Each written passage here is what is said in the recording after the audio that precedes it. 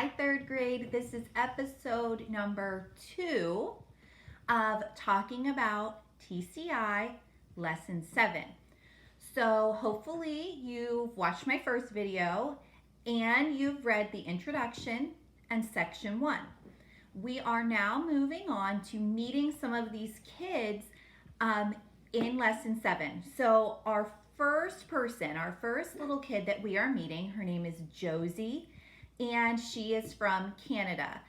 Now, this isn't the part of Canada that maybe you and your family have gone to see Niagara Falls. She is from more like northern Canada. It's very remote. That means there's not a lot of tourists, not a lot of people coming here to that part of Alaska or that part of Canada. So the climate there, we know climate, it's like what the weather's like over a period of time. It's very cold, very snowy. So that is going to affect her activities and her daily life.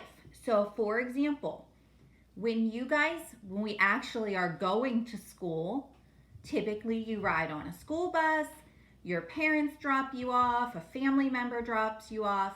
Well, for Josie and her friends, she skis to school on like snow skis, and some of her friends actually ride a snowmobile. So I don't think I've seen any of those things parked in our Dutch Ridge parking lot. So that is definitely a difference between you and Josie, but a similarity is that you both go to school. So now that I mentioned a similarity and a difference, I just wanted to remind you that this is a Venn diagram.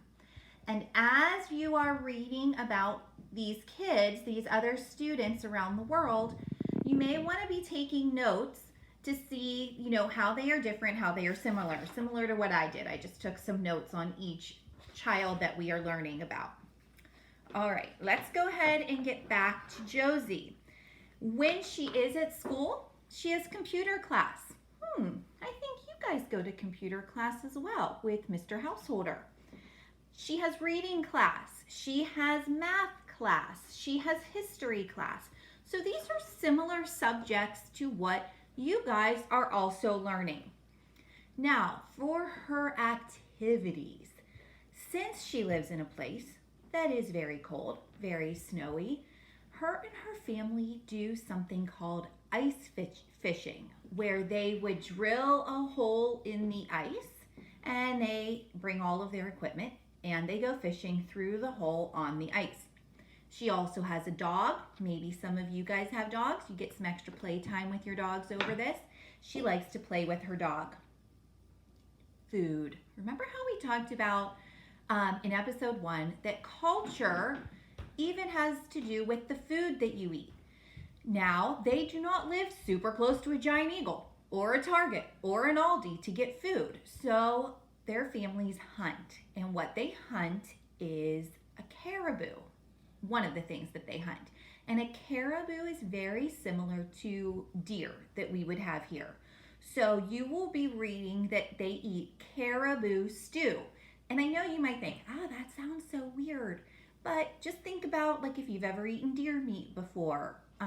So it's not different for them. Clothes that she would wear, once again, since the climate is cold and snowy, she has to dress warm. Her and her family and friends, anybody that lives up there, have to dress warm. And they wear things made out of sealskin. And sealskin is extra warm. So she has sealskin boots, heavy coats, and even blankets made out of sealskin.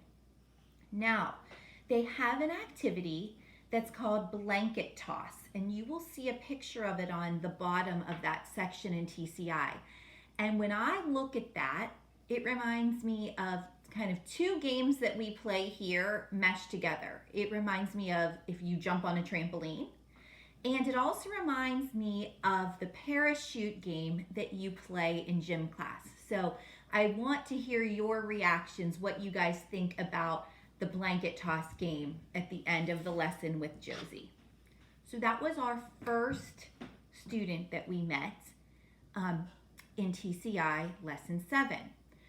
We're going to go ahead in this episode and learn about one more student, and his name is Luis, and he is from Paraguay. So it's hard to see on a map, but that is in South America. Okay, remember top bunk, bottom bunk. So it's bottom bunk right around here. Now, as you can see, he is close to the equator.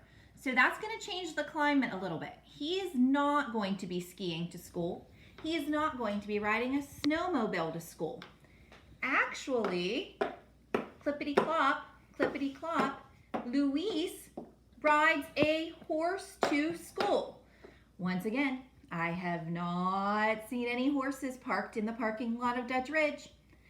You typically do a bus or a car, some of you walk, but I have not seen a horse taking anybody to school this year. So we'll leave our little horse there for you to see. Now, let me ask, now that you've been home, how early are you guys getting up? Luis gets up before the sun rises to help his family on their farm. He has to plant seeds. He has to do a lot of work out in the farm, in the yard, before he even goes to school. So imagine if your family woke you up, it was still dark out, and you had to do work before going into school. He had to work in the fields. So he has a busy morning. After he does that, like I said, he rides his horse to school. At school, he goes to school 5 days a week. Just like you, 5 days a week. That is a similarity. Remember our Venn diagram, okay?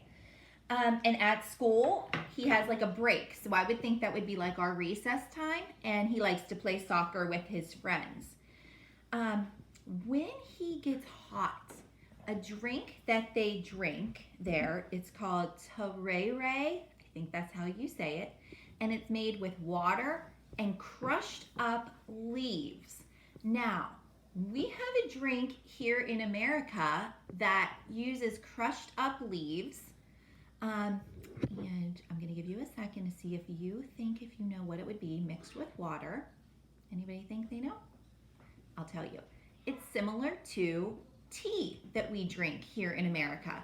Now, he drinks it out of a cow horn is his cup. Does anybody have any cow horns at home that they are drinking out of? I know if I looked in my kitchen right now, there would not be any cow horns in my cupboard or my dishwasher. So he drinks out of a cow horn, and they use metal straws to drink with. But at the end of the straw is a strainer. So kind of like a netting. So when they suck up the drink, the tea leaves don't get stuck up the straw and they don't choke on them. So that is a little bit about Luis from Paraguay. So today in episode 2, we learned about Josie from Northern Canada and Luis from Paraguay. So I hope you enjoyed that. I want you to read that over with TCI. Take some notes on them because we will be doing a Venn diagram activity at the end of the week. So I hope you all are well.